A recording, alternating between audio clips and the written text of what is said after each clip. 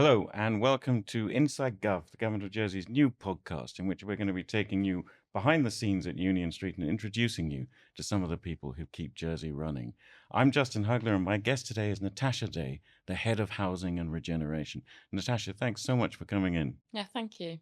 Yeah, Natasha, can you tell us a little about your background and what led you to choose a career in the public service? Sure. So I first started my career in construction. I left school and I was a sprightly young trainee working for a local construction company. I moved on to work for a local developer, and it was there I was working on some of the largest schemes that the island was seeing coming forward at the time. And that drew me towards the planning system and process. And it really fascinated me the role of the island plan, the role of the regulatory process, and how that was shaping the developments that were ultimately coming forward. So when a role came up in the development control team of the planning department, I jumped at the chance to start a career in planning. And that was about 14 years ago now. So I worked through my qualifications, became a chartered town planner, moved into policy. And I think I really found my home working in government policy, working in the planning policy team. And it was there that we developed the Bridging Island Plan. And that was the last major project that I worked on in planning policy before moving over to head up the housing and regeneration team. Right. So, can you tell us a little bit about what your role is in housing and regeneration? Yeah, sure. So my role, as I say, it focuses on government policy. So I work with and for the Council of Ministers to help them deliver their priorities. And my work is primarily for the Minister for Housing. Although I do work with the rest of the Council of Ministers. So on the regeneration side, I work with the Regeneration Steering Group, which is the subgroup of the Council of Ministers, those ministers with responsibility for delivering place-based investment for the island. So on the housing side, our main focus is on understanding and planning for the housing needs of the island, dealing with social housing, that's access to social housing, working with Andium and the housing trusts. We also deal with regulatory change, so new legislation to assist in the housing market. And then on the regeneration side, it is slightly separate, but definitely has many parallels where we focus more on the coordination of that investment. So the physical investment that delivers the new homes, that delivers the public realm, and make sure that it's delivered as optimally as possible. And so the two parts of those come together to give us quite a broad range of involvement across the whole spectrum of housing through to delivery. Yeah. But can you tell us a little bit about how it works as a civil servant? I mean, we in Jersey, we have a new council of ministers comes in, you get a new housing minister. They might have a very different set of ideas, different set of policies and priorities. What's your role when they come in and say, okay, you've been doing that, but we want to do this? Where do you fit in? Sure. So on welcoming a new council of ministers, the first thing we've got to do is work with them to develop their common strategic policy, and the very first stage of that is understanding what their objectives are, and that is both on a collective basis of the council of ministers, but also on a more individual basis for the ministers that different public servants work with. So as I say, I work very largely with the minister for housing. And you really get to understand what their aspirations are, but importantly, what is driving those aspirations. So, what concerns do they have, and what do they want to do about it? And once you've got to the bottom of that, then you start to say, okay, well, what of all of those things are the highest priority? What are going to lead to the greatest change? And what can you realistically achieve during your term of office? In the case of the housing minister, we've got headline priority in the CSP to deliver more affordable homes and improve confidence in the rental sector. But we know that his aspirations do extend slightly further than that and embraces things like the issue of homelessness. So we take all that into account and we say, okay, well, these are the different things that we can do under those headline priorities. And then we set about delivering them. So it really is the Council of Ministers that are the decision makers. They set the priorities and the civil service assembles around them to make it happen. Let's talk a little bit about housing. I mean, given that housing is a market rather than a government run service, are there limits to what the government can do? How do you work within that? Sure. So I'd say that housing is both a market and a service. And the tools that we have available to us, or the government has available to it, do have some natural limits. On the side of the housing market, we have what I would describe as direct and indirect levers that we can use to influence change in the market. So a direct lever is about the provision of homes, so making sure that there is the supply in place, and the government has quite accessible tools available to it to do that. So it has Antim Homes and the States of Jersey Development Company. It also has the Bridging Island Plan, where it designates land for housing, and that directly influences supply. We have demand side measures that are direct levers, which are things like the First Step scheme. So we are providing financial assistance for people to directly access the housing market. And when you look at the indirect levers, these are things that we implement to affect people's choices. So it doesn't necessarily directly influence it, it affects how people think and the choices that they make. So an example of that would be how we use the tax system. And many people will be familiar with the 3% stamp duty surcharge that the States Assembly decided to levy upon second home ownership a couple of years ago. And that was a lever to reduce the competition created by investors in the housing market. And they met that with a demand side lever prioritized towards first time buyers by increasing the exemptions to stamp duty. So the two things sort of operate together, where you're um, somewhat suppressing the demand for investment properties and second home ownership, whilst rising the capability for a first time buyer to access the housing market. Everyone says housing is a massive issue in Jersey. Is the problem? Is it supply? Is there a shortage? Is it cost? Do we need to build more? Do we need to lower the prices? Yeah, great question. I think we need to recognise that housing is a systemic issue, and there isn't a singular problem that you can put your finger on and say that's the thing that we need to solve. There's lots of different things that act on a housing market, and how people are able to access that housing market. And some things are directly in our control, and some things simply aren't. So when we plan for new homes, we make the assumption that we are working towards a sort of supply and demand balance. So you understand what we need. That's considering the island's demographic change, and how that has trended over a period of time, forecasting out what we think that's going to look like in the future, taking into account economic factors or major policy changes like the impact of Brexit. Um, and then you provide the land, and that's what the island plan does. But if all things stayed as predicted, perhaps life would be a bit simpler. But of course, it never is quite that way. So when we made the plan, the Bridging Island plan, to deliver the number of homes we thought we needed, what affected the housing market on top of that was more of a macroeconomic force, and that was principally changes to the Bank of England base rate. So whilst we're providing new supply, that hasn't necessarily addressed the affordability issue like people would assume it would have done. So Bank of England base rate was at a historic low for a long period of time. That increased people's ability to access mortgages, and created a higher level of demand in the housing market that was not stimulated by population growth that we normally account for, but actually increased buying power in the housing market. In turn, prices started to rise, and housing became even more unaffordable for islanders. And then what we saw in 2022, with the Bank of England base rate suddenly beginning to rise again, that had quite a drastic impact on our housing market and affordability. So when we had a period that mortgages were very accessible, quite suddenly they became quite inaccessible to everyday islanders. That caused quite a considerable slowdown in housing market transactions, and then now that's fed through to reducing house prices, is what we've seen coming through the house price index just recently as well. We've seen quite a considerable drop in house prices in Jersey recently. Now the Bank of England base rate is starting to stabilise and come back down again.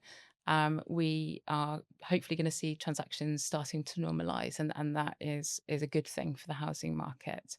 And what we have the benefit now is that whilst the housing market has come down, affordability has actually somewhat improved because people's earnings have had chance to catch up with the housing market. And there's a graph that's published by Statistics Jersey that I think is quite fascinating to show what's happened in this sort of 5-year period in the housing market in Jersey, where we've been tracking quite consistently with the house price index and average earnings and RPI moving together. And then you see this quite considerable divergence where house prices considerably increase, all the whilst earnings were not increasing and keeping pace of that. So you can visibly see where the affordability gap very much widened. But if you continue that line to where we are now, that gap is closed again. So that means the house prices have come down, and whilst earnings have continued to come up, and that's a really good thing for islanders in Jersey, because that means that the housing market is once again becoming more affordable and accessible for them. All right, fascinating. And tell me, what about the social housing side of things? So people who can't necessarily afford housing on their own. Um, can you tell us a little about how that works in Jersey? Mm, sure. So social housing in Jersey, it's quite a sizable part of our market. But as we see now, we've got a lot of new social housing coming forward. And I'd say that's largely thanks to the government's establishment of Andium Homes about 10 years ago now. And when you look back in time, before the creation of Andium Homes, social housing in Jersey was not in a particularly good place. And that came from a sort of systemic underinvestment into our social housing stock, and quality was really diminishing. So the government decided to create Andium Homes with a mandate to improve the standard of social housing in Jersey, and then go on to provide new supply. And it's in improving the standards, it was working towards the decent home standard, which is a sort of nationally described and recognised standard for social housing. And they achieved that way ahead of their target, and enabled them to then turn their attention to providing new homes for islanders to access, which in turn enables the government, that the Minister for Housing, to continually widen access to social housing.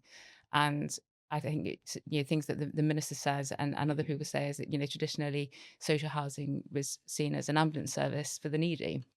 And we don't want that to be the case. It's not about just about the needy. It's about providing affordable, stable housing for islanders, particularly those who want or need to rent. And how do we compare to social housing in other places around the world? Mm. So I think in Jersey we're very fortunate with our social housing stock. When I've welcomed counterparts from other policy jurisdictions, they're always astounded. We take them out and we show them what we've got, and likewise when I visited other jurisdictions, I'm surprised that there are some still quite poor cases of social housing out there. And yeah, so I think we are the envy of many places. And I think as an island, we should be proud of what we have, and we should be proud of what Andium Homes have achieved, which is decent standard of social housing that many islanders are able to access, and do so in a more affordable way. Yeah, you were saying earlier that housing is a service as well as a market. Can you tell us a little about how the government provides that service? Absolutely. So the housing advice service is where I'd say most of that happens, and that's what I would call the housing front door to government. And you can visit the housing advice service actually at our new Union Street offices, and their role is to be available to islanders to provide guidance and assistance when they've got a housing challenge. And that could be around assisting people when they're at risk of homelessness, but it's quite dominantly about actually managing access to social housing. So they hold the affordable housing gateway, which is the list of people that get prioritised to access a social rented home. Um, but they're not just there for that. They can also help you with your housing costs, so signposting into income support, if that's the type of assistance that is needed or is right for somebody. It also signposts into other government services like our regulation directorate when somebody's got a concern about the condition of their home. They can make sure that they're accessing through the right pathway to get that guidance. But as I say, the main focus is the gateway, and there's an application form that people can fill in online at gov.je if they'd like to access social housing. And I'd say there's never been a better time to put your name down for social housing, because we've got all of this new wonderful supply coming forward from Andium Homes. And I think it's a bit of a myth that you could be waiting for years to be housed. And there are some instances, like particularly around 3-bedroom homes, for example, that supply doesn't come forward quite as quickly as we need it to, mainly because it's waiting for the rezone housing sites to come online. So you can be on a list for quite a while, depending on your level of need and like that and how that's assessed.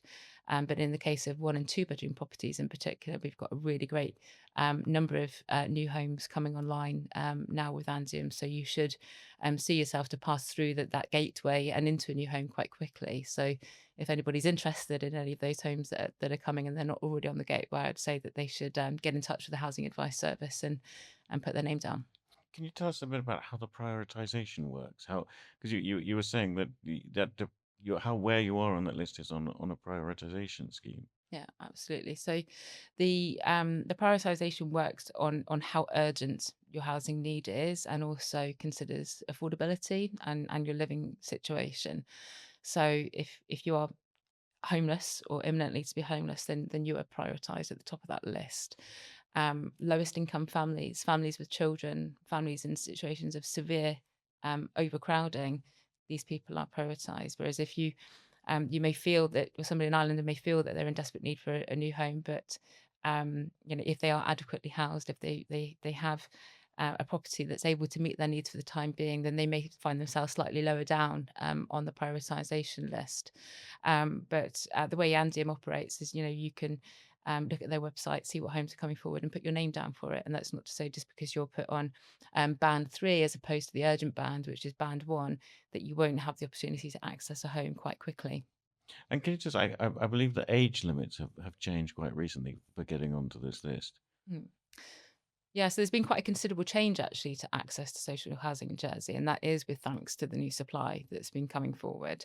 So in 2023, we published a roadmap for improved access to social housing, which was recognizing that supply that was coming online and what type of supply. So mainly 1 and 2 bedroom properties at this moment in time, 3-bedroom properties and 4-bedroom properties to follow.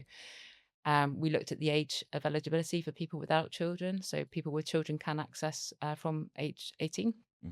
Um, People without children has traditionally been left more towards uh, older ages, so 50 and upwards, when people haven't got children, but we've been progressively lowering that age now, so broadening access to social housing for people that don't have children but are on low incomes. So gradually going down 5 years at a time, we've now reached the point of the age of access is 25. And again, when you look across jurisdictions, that's quite a great position to be in. That younger people in Jersey now, even if they don't have children, can access social housing, which social housing is set at an 80% of market rates, so it's generally lower cost than what you can find out in the open market, and it also gives a great deal of stability and security of tenure by accessing social housing.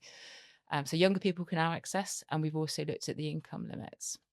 So we know that there's a higher number of people in Jersey facing rental stress, and that's when people are spending more than a third of their income on housing costs. So we've re-benchmarked our income limits for social housing that accounts for that sort of average level of rental stress in Jersey, and which has now put eligibility above income support. So people quite often think of social housing as low income people who are on income support, and that's who social housing is for.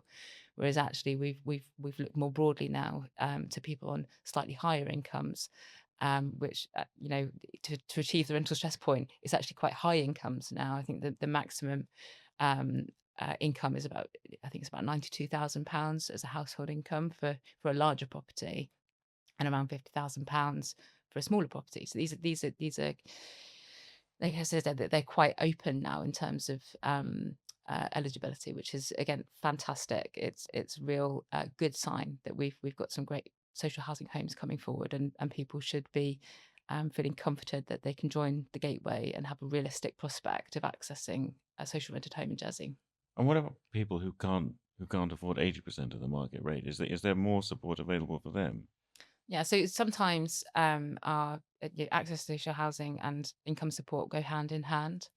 Right. So whilst we've increased the eligibility for social housing to above those who would traditionally fall within income support limits, for the lower income families, there is an income support housing component that can support part or all of the rental costs for people who need that level of financial assistance. Right.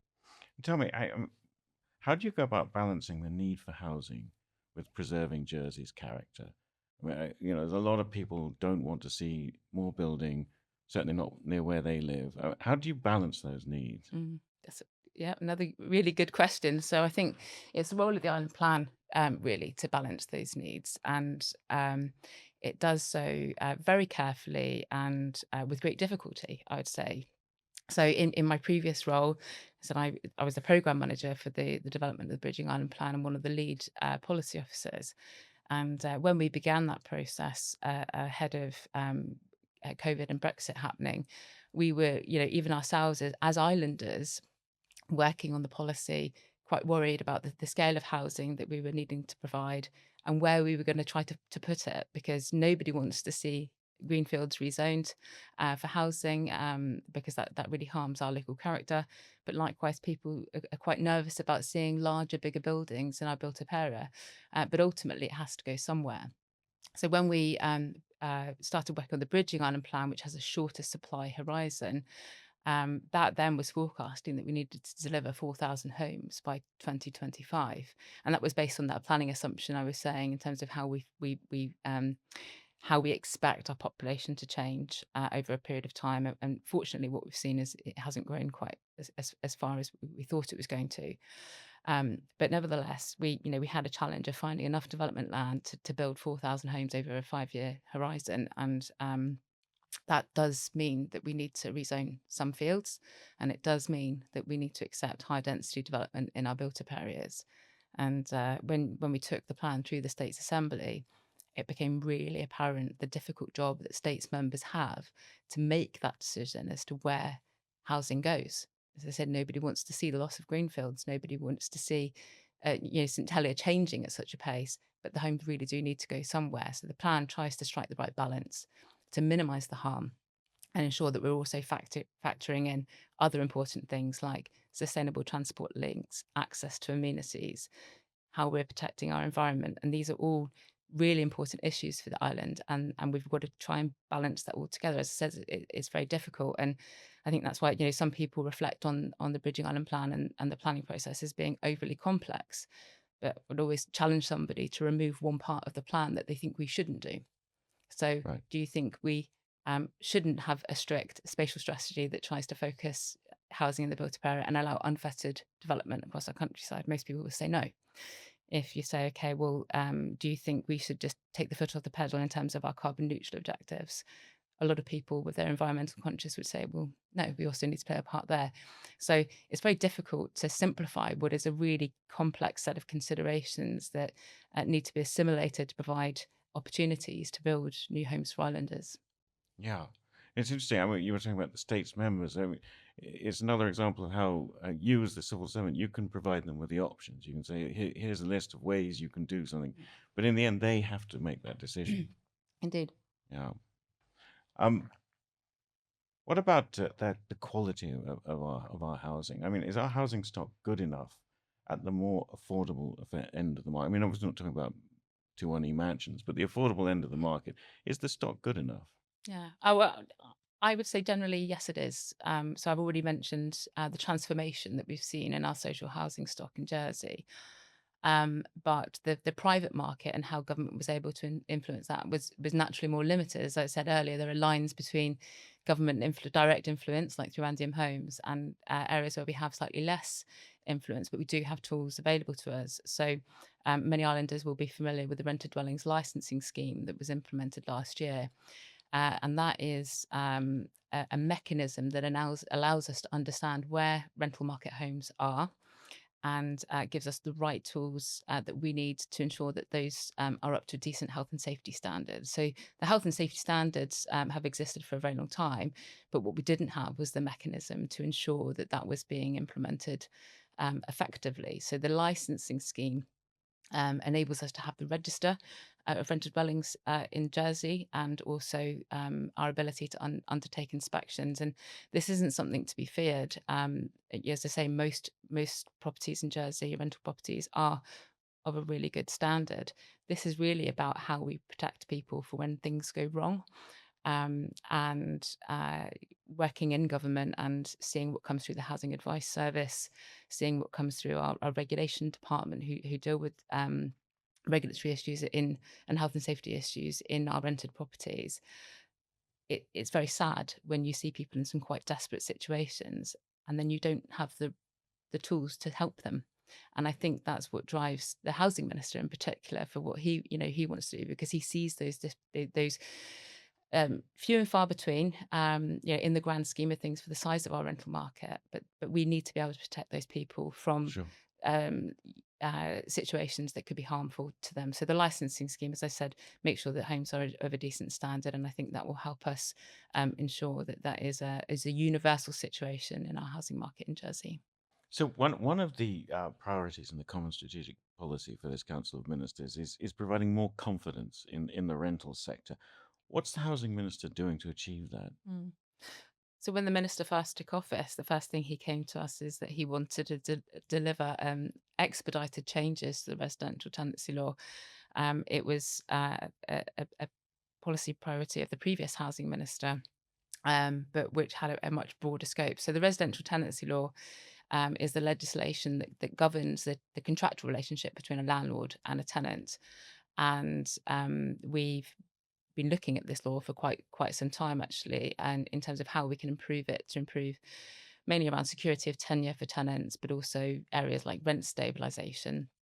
So the current housing minister, when he took office, he narrowed our focus to focus on those issues of security of tenure and rent stabilisation, and to introduce what would be a rent tribunal, that is a body that can deal with appeals on rent cases. So around security of tenure, it would be around the reasons to end tenancy, and also the duration of notice that will be required before that tenancy can be ended. And then in rent stabilisation, I think that's an area that makes some people nervous thinking about rent controls. What the minister is driving towards is what we would call a third generation of rent controls, so the softest form of rent controls. When you think of the hardest form that we describe as first generation rent controls, that's dictating how much somebody can charge for their rent, through to the softest form, which is about stabilising and limiting rent increases during a tenancy. So the minister's gone for the softer form. He is seeking to introduce a cap on the maximum amount that a rent can increase in the tenancy, and also a limit that your rent can only increase once per year. And that's to provide protection to a tenant, so they don't have to endure an excessive rent increase that they ultimately can't manage. But for the landlord, we're looking at making sure that they can still um, uh, raise their rent when it's fair to do so. So when improvements have been made to the property, or when there's been a considerable divergence in a rent paid to the market, a landlord will still be able to increase their rents to those levels. But what it means is that the tenant will be able to challenge that if they felt that that was unfair. Can you tell me a little bit about the First Step program? Sure. So the first step is an assisted home ownership scheme that we launched last year. It makes use of £10 million worth of government funding that was specifically allocated for that purpose. And what we did was look at a range of different ways that we could spend that £10 million, focusing on what is going to really help islanders to access the housing market in Jersey. And of course, we were thinking about this at a time that was particularly difficult to help islanders access the housing market, because as I described earlier, the market conditions had changed quite a lot. So we had to work through what was the best mechanism to deploy that money into the market, and realise the greatest level of benefit. So we ultimately landed at quite a generous scheme, which would offer up to 40% of the price of a property that would be funded by the government. In effect, it's like an interest-free loan that exists as a bond on the property, to help the lower income islanders get their first step onto the housing ladder. Right.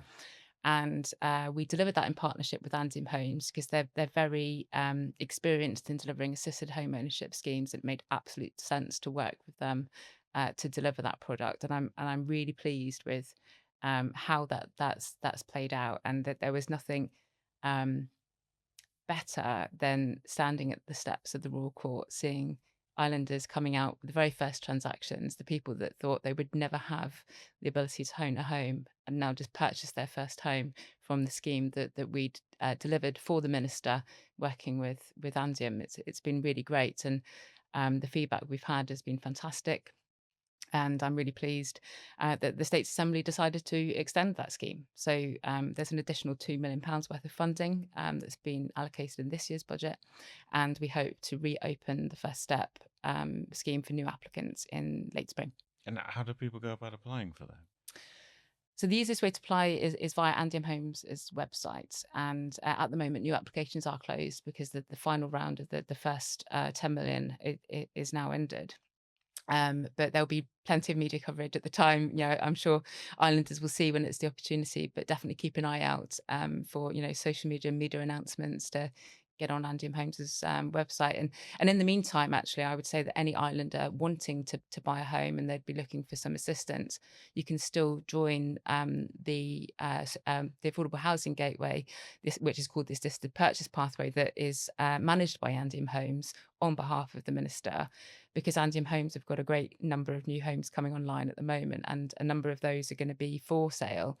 And they've really some really fantastic apartments in St Helier, for example, about to come online. And then into this, like over the next couple of years, we'll be seeing a number of new housing schemes coming forward as a result of the Bridging Island Plan sites. I don't think there's been a better opportunity for somebody to access the housing market using a government scheme. It's a really good time for people looking for an assisted purchase scheme at the moment. And how does that compare to other jurisdictions? We talked about how social housing compares. Have you seen schemes like this elsewhere? Yes, you do see schemes, assisted purchase schemes elsewhere. Some are very successful. Some, I think, in places near to us, they've been recognised as being not quite so successful. And these are the things that we look to make sure that what we're doing doesn't sort of walk ourselves into the same challenges later down the line, and that's what helps us shape our policies to ensure that they're effective for the island. But yeah, I think in many jurisdictions they've got forms of kind of assistance to access the housing ladder, but I would say that Jersey at the moment is in a really strong position, as I say, with the amount of new supply that we've got coming online for assisted purchase. I think it sets us apart from other jurisdictions at the moment. We're in quite a fortunate position. Right. One other thing you mentioned earlier is that the minister also wants to address the homelessness issue. I know you've been doing some work on homelessness data. Can you tell us a bit about why you've decided to get different data and how it's more useful than what you had in the past? Yeah. Well, up until recently, we didn't really have any data at all on homelessness. So we work closely with shelter providers, which has given us, over time, insights as to the capacity of shelters, the types of people accessing them, and if there was any issue to be of concern. But we never really fully understood the scale of homelessness and what was driving homelessness in Jersey. So the homelessness strategy, which was delivered a few years ago now, kind of set out a number of actions that the government should do to improve the situation of homelessness in Jersey. And about 2 years ago, we published a policy definition of homelessness, which recognises that homelessness isn't just rooflessness. It isn't just street homeless people. Homelessness can also be people living in quite insecure housing and at the threat of homelessness. So once you've kind of widened your thought processes around what constitutes homelessness, we've used that to then develop a framework to capture data on those different types of people. And so that's worked. That's required quite close collaboration with the shelter providers, because they're ultimately the people that have to capture that information for us, and also our housing advice service, which is there to help islanders with a range of housing needs, but in particular they support people in it said when they've reached that situation where they're at the risk of homelessness. So in the autumn last year, we published our first quarterly homelessness in Jersey report. And that really helps us to understand where people are, why they're there, what sort of services they're interacting with. And then that leads us to think about, okay, well, how can we start to improve some of these areas? And even just off the first publication, we were able to immediately see that there were some people sat on a waiting list to access housing. And we looked at our prioritization through the social housing gateway and realized that we can make some actually quite simple changes to make sure that these people become more visible and therefore prioritize more quickly to access social housing. And further down the line, we reflect on what's driving the homelessness in Jersey. And I think a misconception would be that it's an affordability issue when actually it's more complex. It's health and social challenges, or like in the case of women, we've learned that it's violence against women and girls, which is the primary cause of homelessness of the data that we've caught so far. And in the case of men, it's drugs and alcohol and mental health issues. So that enables us to go away and think about, okay, well, how can we support these people better into the community and into sustainable tenancy? And we're working with the Housing Advice Service and other government services to provide better wraparound support and coordination of that support to get people into secure long-term homes. You spoke at the beginning about how you got into this. Do you still go to work full of enthusiasm? Are you still excited by the challenge? I am. Yeah, I do like a challenge. And I think when I told people that I was taking on head of housing and regeneration right at the peak of, a housing crisis, I think some people raised a bit of a brow that I was getting myself into that. But actually, what drives me as a public servant is how important the work that we do really is for islanders and the benefit of our future well-being as an island. And I enjoy working with ministers to help them realize their ambitions. I like problem solving. And yeah, I really do get up every day with a spring in my step, ready to take on those challenges. And it can be frustrating. Things do take a little while sometimes. Developing legislation is a very complex thing that is painstaking and it takes a while to get there. But ultimately, nothing beats, as I say, the first step scheme, that moment when you see all of that work come to be delivered and launched into the public domain, and the minister can be proud of what he's been able to shape and achieve working with his policy officers. Yeah, it's a great career, I think, working for the public service. Fantastic. Well, thank you very much, Natasha. It's been really interesting. Thank you. Okay, thank you.